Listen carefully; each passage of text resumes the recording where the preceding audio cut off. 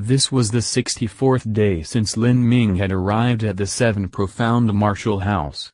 Today was also the day of Lin Ming's and Zhu Yan's duel. The location of this duel was the Seven Profound Martial House's martial stage.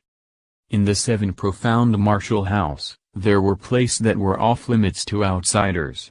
For instance, those that involved secrets, heritages, and legacies. These were places such as the Depository, the 7 Major Killing Arrays, the 10,000 Killing Array, the Exquisite Pagoda, and so on.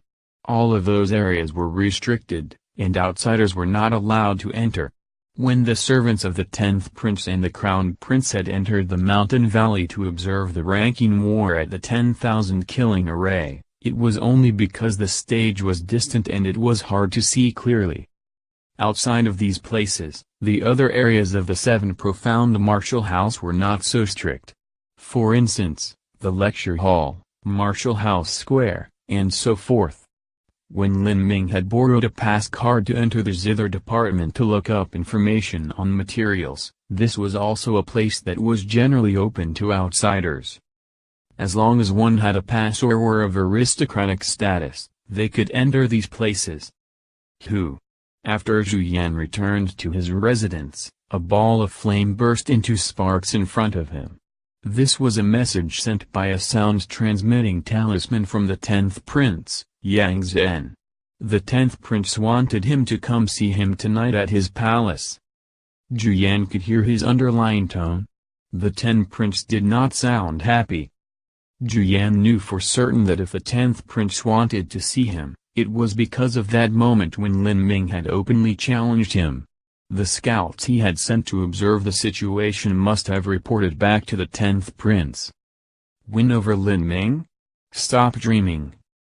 Zhu Yan reached out a hand and crushed the smoldering ashes in front of him. The voice of the 10th Prince came to a screeching halt. Zhu Yan slowly rose up and poured himself a glass of wine. He raised the glass and drained the whole thing. Slowly, his eyes became quietly cold, like a placid lake. There is still a month. Do you think that Lin Ming has already won? As Lin Ming returned to his residence, he also received sound-transmitting talismans simultaneously from the 10th Prince and the Crown Prince. The Crown Prince's message was from Mu Ai. From the sound-transmitting talisman, Mu Ai sent his congratulations and invited Lin Ming to the Crown Prince's palace to visit and have a drink. As for the 10th Prince, he also invited Lin Ming over, and also